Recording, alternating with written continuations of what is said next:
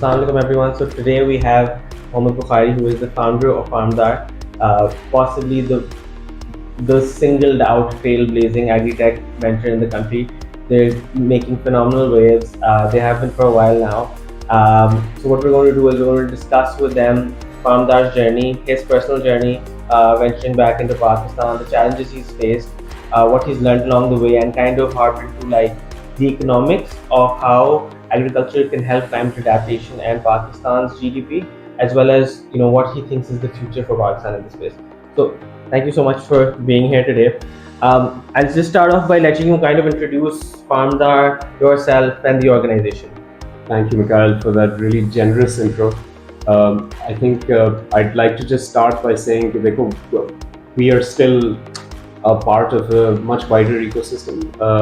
You're very kind to say we're a trailblazing and leading organization. We think we're a small cog in the system at the moment. But look, in terms of intro, my name is Bukhari, and I moved back to Pakistan about a year ago. And the reason was entirely because of Farmdar. Or to tell you a little bit about Farmdar, how I like to sort of introduce Farmdar is we're a geospatial AI company that is focused on agriculture. So our purpose is really to generate data on agriculture to allow farmers to grow better with less inputs, and also to help agribusinesses and allied industries make much more data-driven decisions related to agriculture. मेरा personal background ये है कि I grow up in Lahore, went to Beacon House, got the opportunity to move to England for my degree, and then really I got stuck there, and for the next 23 years I was based there. Had a pretty good career, was very well settled. My family actually set up there as well, and so it was quite a tough decision to come back, especially because my kids were quite old as well. So I had a 10-year-old and an 8-year-old at the time. So it was not a decision that I took lightly. But alhamdulillah, बहुत अच्छी decision थी, and we haven't looked back since we've come back. The main reason for coming back was that actually I personally, and then us as a family, we saw huge potential in Pakistan. Like, we saw it as a huge opportunity, particularly in the agriculture space. And I had been sort of not directly involved, but you could say that from the sidelines looking at agriculture for a while, and it just appeared that using the right information, using the right metrics, we could actually make a big shift in agriculture in Pakistan. Can I just ask you to specify what exactly you were doing in England, because I want people to understand how hard the decision would be. Of course. So while I was still at university, I started working for a startup. I stayed there for 5 years. I helped them on 4 funding rounds, and I got the opportunity to exit as a very young man from an early stage startup that had gone sort of like into private equity financing and things like that. So uske baad, I joined McKinsey, and I was at the London office for 3 years, working predominantly on healthcare, helping hospitals solve their most difficult problems, basically. And then I moved into the corporate sector, worked for British Telecom, stayed there for 10 years. And my first job there was to actually write the business case for fiber optic broadband, so that we could sell it to our board and get internal funding to be able to run trials and things like that. And by the end of my kind of tenure there, my last assignment was general manager for broadband for the UK. And by that time, we had built a really, really amazing business. We had 17 million subscribers, generating £4 billion per annum of revenue, £2.5 billion per annum of EBITDA, portfolio of 2,000 products. And at that time, COVID happened, and it really multiplied my business because everyone moved home. So honestly, professionally, work-wise, things couldn't have gone better. Like, we were in a really, really good spot. Both me and my wife, she was doing really well as well. So for us, it was really, we were quite anchored. Yeah. So it was a really, really big decision to actually. I think ये बहुत ज़्यादा relevant बात है, because इस साल I think almost 500,000 people have kind of gone abroad, right? For someone to be ex McKinsey, so well settled, GMBT, to come back is a big move. Big move, yeah. And I think that kind of speaks volumes of the potential that you actually see. You're exactly right. For us, it was a big risk, one that we did not take lightly. But feel that the payoff has been incredible already, and I think we're only just scratching the surface. I kind of now dig deeper into like Farmdar's initiation. So, आप London में हो, you think of this idea, you have one partner, right? And आपका एक specific agriculture background नहीं है, like tech like बहुत close touch point के साथ, और आपके partner का है, और आप लोग decide करते हो यार हमने ये AI, आप please दोबारा password बोले, geospatial AI. geospatial AI शुरू करना है, सही है. अब when you do that, मेरा पहला क्वेश्चन तो ये है कि जो स्केप्टिसिज्म आता है कि ओ पाकिस्तान की क्या एनवायरनमेंट है, वो तो सब कुछ है, लेकिन वो जो एक बहुत सीरियस फेयर फैक्टर है for people going into startups के आज, how will I actually be able to finance this, because there is no banking environment for Pakistan to do this, and even the private capital within families like home households is shrunk so much because of the deval के वो क्या ही कर लेंगे, right? तो अगर आपने externally जाना है और फाइनेंसिंग रेज कर दिया, like what was your process like in terms of the good and like the mistakes that you kind of made? So we had a very interesting journey because right from the very start we were really customer focused. So अगर मैं बहुत जल्दी से distill करूँ हमारी journey, we initially started to build stuff, and we were 3 partners by the way, but actually one of the partners was a day-to-day farmer. And our initial products were actually built to improve his farm.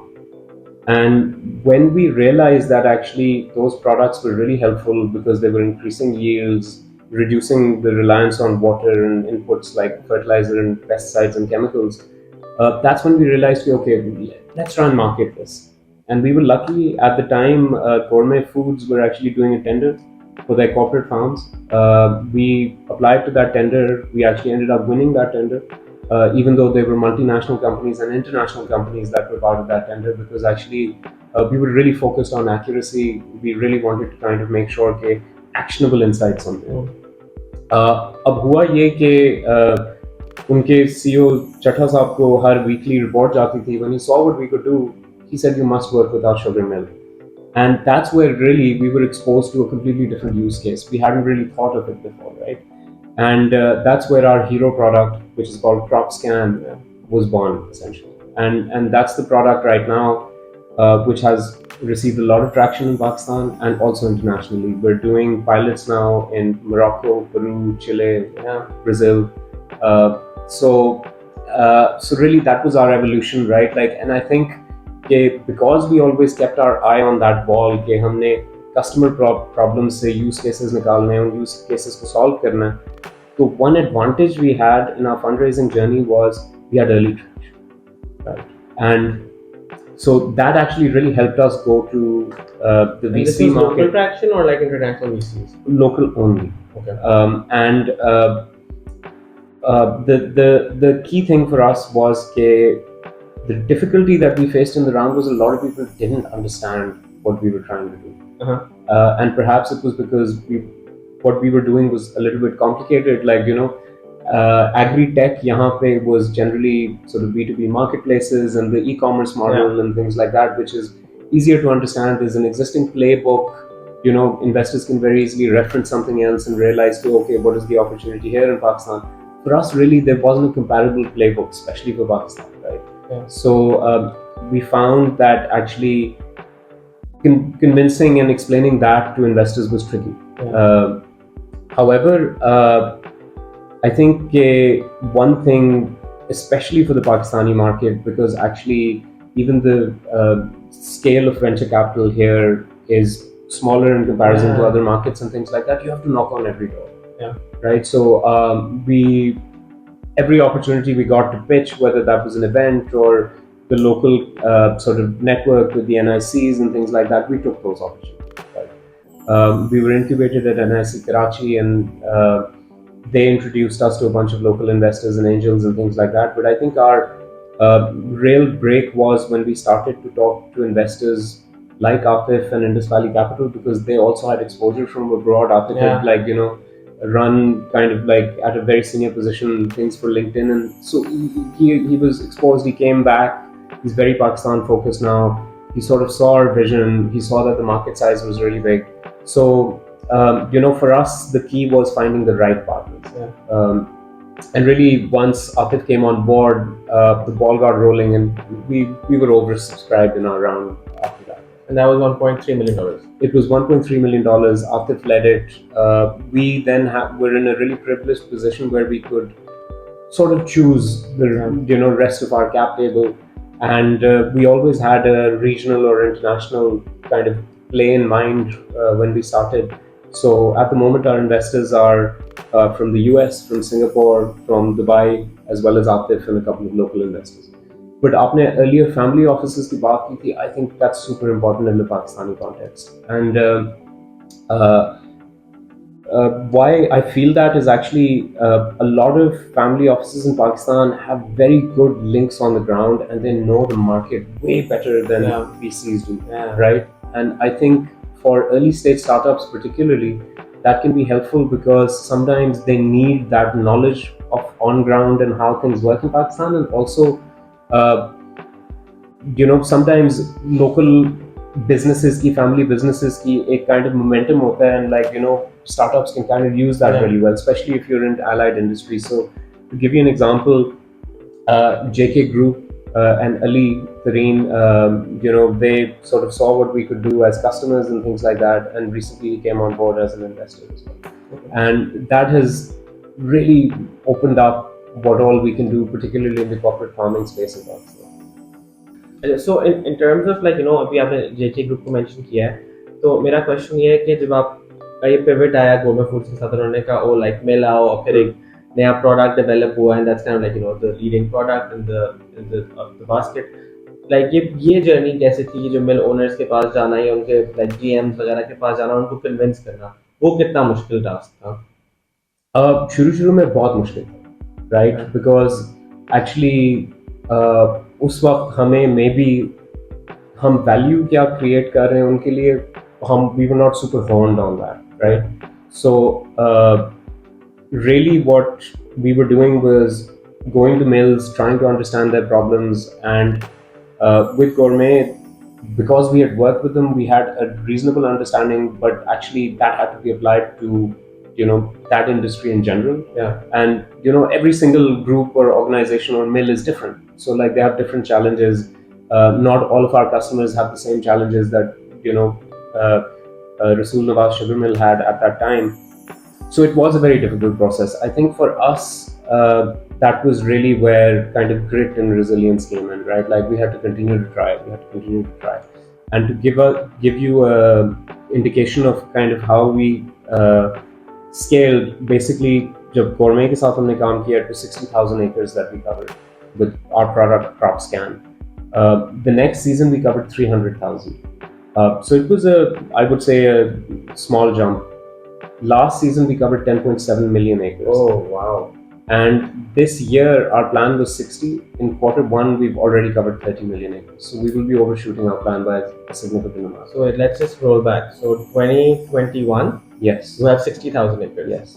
2023 you have 60 million acres. We have 10.6 million acres. 2024 wala season aa raha hai, because for us the year starts in March, right? Okay.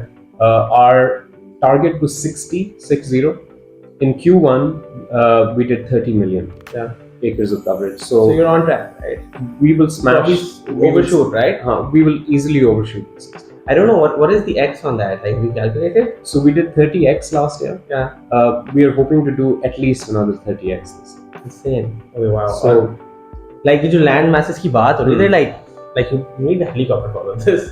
Well, that's the thing, right? Actually, we have satellites, and really with access. At least we don't have our own, but दुनिया में कोई ऐसा satellite. Does Pakistan have the right coverage in terms of satellite imagery? Yes. I mean, you can get all types of satellite imagery. You can get really high grade imagery that can focus even on 15 centimeter blocks of the earth. So we did a little experiment of counting trees. तो उसके लिए हमने 15 centimeter per pixel की imagery use की. So you could really zoom into a really minute level on it. For agriculture, what we find is Planet has really amazing imagery because it gives daily coverage of Pakistan. And it's still at a reasonable resolution जहाँ पे बहुत easily आप एक acre को multiple different bits में divide कर सकते हो. So So yeah, satellite imagery gives you the helicopter view without requiring a helicopter, Yeah. essentially, right? Okay. So So that's insane. I did not imagine that you were like operating at such mass scale. अभी क्या ये सारा ये इसका Punjab focus है या सिंध में भी अभी? both पंजाब में भी है, सिंध में भी हमने KPK में भी टोबैको के ऊपर भी काम किया हुआ है, अच्छा। या आजाद Kashmir on for afforestation and things like Was that. that harder to convince? No, I wouldn't say so, because look, those were walk-ins for us, right? Okay. What worked really, really well. I mean, you asked about industry को convince कैसे किया. Actually, थोड़े से एक struggle or trials के through भी गए हम. So to give you an example, last season we presented some information to a client and they just did not believe it because it was completely different to what they were expecting. And contractually, we had committed a 95% accuracy number to them. And so they essentially invoked that clause where went into dispute and things like that. And they were entitled to it. So, we offered it. When they tested us on the ground, our accuracy was 96.4%. 96.4%. Yes. 96.4% accuracy in terms of predicting what crops were growing well. And so look, what we try to do is provide certainty, particularly for our crop scan product. It's beyond a prediction. We want to give clients a level of certainty which they can actually hang their hat on, Yeah. right? कि वो उसके ऊपर actually अपने businesses की operations को plan कर सकें. अच्छा, आप थोड़ा सा अपना क्रॉप स्कैन को जरा डाउन करके एक्सप्लेन कर सकते हो? बिल्कुल, हम सैटेलाइट स्पेस से आपको बता देते हैं एग्जैक्टली कहाँ कौन से क्रॉप्स लगे. और जो मैंने एक डेमो देखा था उसमें जिसमें वो मॉइस्चर कंटेंट और सारी चीजें बता रहा था, क्या 3-4 बेसलाइन मैट्रिक्स हैं जिससे ज्यादा इंपॉर्टेंट है इस चीज में? अब देखें जी, सबसे पहले तो हम आपको बेसलाइन ये बना के देते हैं कि कौन सा क्रॉप किधर लगा हुआ है. यहाँ शुगर केन है, इधर राइस है, इधर वीट है, एटसेट्रा एटसेट्रा. उसके बाद जब हम एक दफ़ा उस एरिया को कवर कर लेते हैं, फिर multiple layers of analysis enable हो जाता है उसके ऊपर. So we can tell you the health of the crop, we can tell you whether it's under stress or not, we can tell you whether उसकी sowing date कब थी, वो कब harvest होएगा. We can, for certain crops like for example sugar cane, we can even tell you what variety is grown. Yeah. And इसके ऊपर भी हमने extensively over last season we did more than 2 million acres of variety identification. Oh, wow. So what we try to do is actually dive deep into or build product depth essentially. So that's essentially what we do. आप सोच लें कि for to really simplify it, we run an MRI scan from space on crops, and we can give you highly accurate information that is not a prediction. So in terms of like, I think in the last 2 years, obviously जब से आप लोग वापस आए हो market में, तब से ये चीज़ बहुत एक्सपैंड हो रही है. And I think given the government's vision, that's going to be like the focus for the next possibly half a decade, if not more. How do you see the corporate farming space develop, and what is your opinion on how it's developing? Firstly, I think what the government and the establishment and kind of the powers that be are doing is exactly the right thing, right? I think this sector needs a lot of attention. It's amazing that the private sector plus kind of the public sector is focusing on this. It's badly needed. So hugely positive, these recent developments. In terms of corporate farming, there's some organizations जो थोड़ी देर से हैं इसके अंदर already, and I think they have the opportunity now to really kind of scale up, right? Because I think with the government's attention on this, clearly doing corporate farming in Pakistan is going to become easy. Yeah. So I see this sector growing massively over the, let's say, coming decade. There's a lot of potential opportunity for Pakistan because there's also clearly proven silver bullet type models that have been used in the rest of the world that can be applied here. So अगर आप for example Egypt को देखें या Saudi Arabia को देखें, वहाँ पे ये center pivot irrigation systems के through unproductive land को productive बना दिया गया है and at a large scale बनाया गया. So I think that is a huge opportunity for Pakistan. I think the Saudis are really in on this. On what we're doing. Absolutely. I mean, Saudi are exporting wheat, right? Insane. Exactly. And we've become a net importer of food, right? If I'm not wrong. I mean, I think we spent something like $4 billion on importing edible oil. Yeah, wow. And it's really sad because, some crops that produce edible oil are actually indigenous here. Oh, right? Sarson, for example. yeah, obviously, yeah. So, so for a country like us to actually import that is really a market failure, right? Yeah. So I think this is a hugely positive step. I think I see the sector growing exponentially in the coming 10 years. I think there's some organizations really well placed who have actually forayed into this, maybe perhaps before it got sexy and Yeah. but I think ये एक बहुत ज़बरदस्त opportunity है for maybe allied industries or kind of other established businesses who are looking to diversify to get into agriculture. I think अगर मैं इसके sort of dynamics को थोड़ा सा explain करूँ, if that's all right. देखिए, number one, हमारी अपनी population और market बहुत बड़ी है, right? So if somebody could service that $4 billion gap and produce edible oil locally, it's an amazing market to go at, right? It's something that we should be able to do relatively easily, efficiently with the use of good mechanization like center pivot irrigation systems, like precision agriculture monitoring. All these things have happened in the world elsewhere, and they're really easy to kind of apply in Pakistan if the conditions are right. Yeah. I think what's been missing in the past is kind of the policy, and now I can see that actually the policy is coming into this space. So I think it's going to make it really easy to do that, or at least much easier than before. इसके साथ साथ Pakistan obviously has huge markets around it. So China, for example, right? If we're growing high value produce that they're interested in, for example, garlic and ginger and things like that, it's a huge market on our doorstep, right? Yeah. So for people to get into that, I think it's again a massive opportunity for corporates to come into farming and actually go towards high value crops which can be sold to markets close by.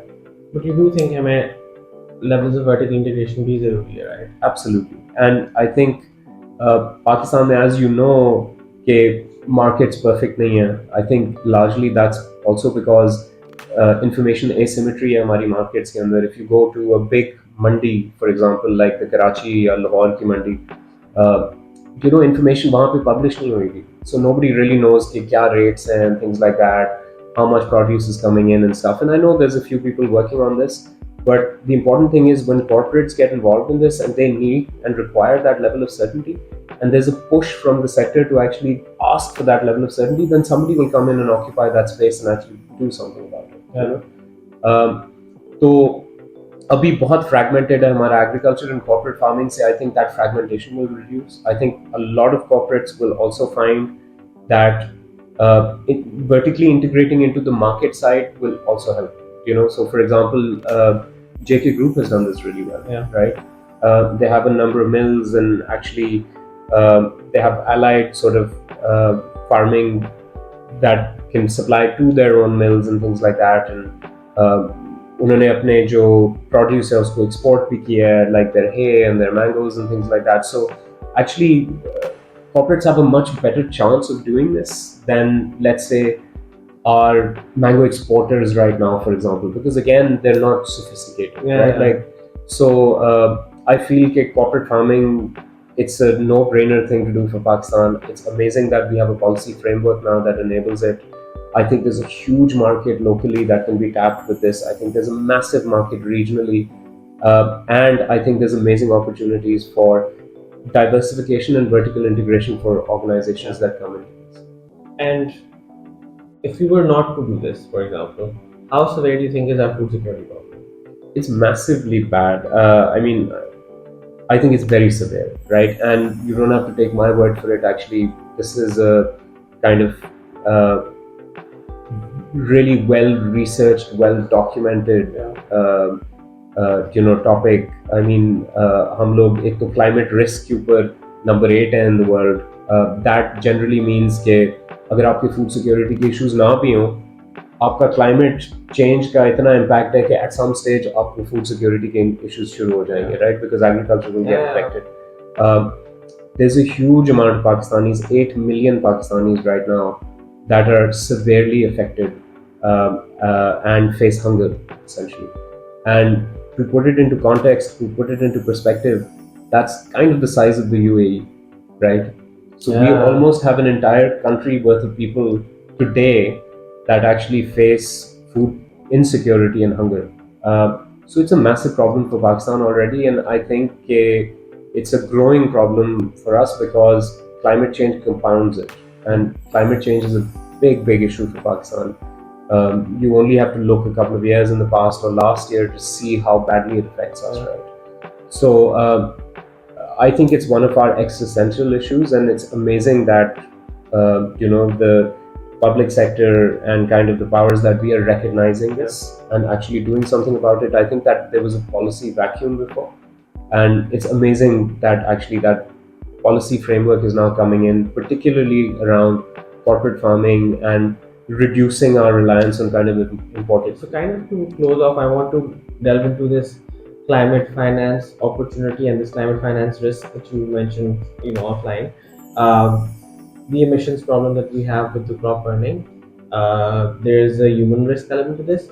There is an economic element to this, and there is a soil element to this. So can I just ask you to explain all three independently and the opportunities in Pakistan and the risk associated as well? Of course.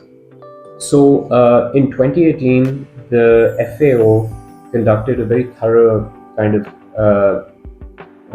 you could say study of this particular topic, and it was a very comprehensive apportionment of what is causing these issues. और उन्होंने एक चीज identify की थी कि at least 20% of Pakistan's air quality issues directly come from crop residue burning.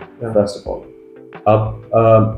एक तो kind of that's a huge number, right? And being somebody who's lived in Lahore, and earlier you were asking me what were some of the challenges coming back, I can tell you air quality in the winter is something that actually is really awful in Lahore, right? And probably the only one time that I've thought about what am I doing here is actually when I've had to face that because I have young children.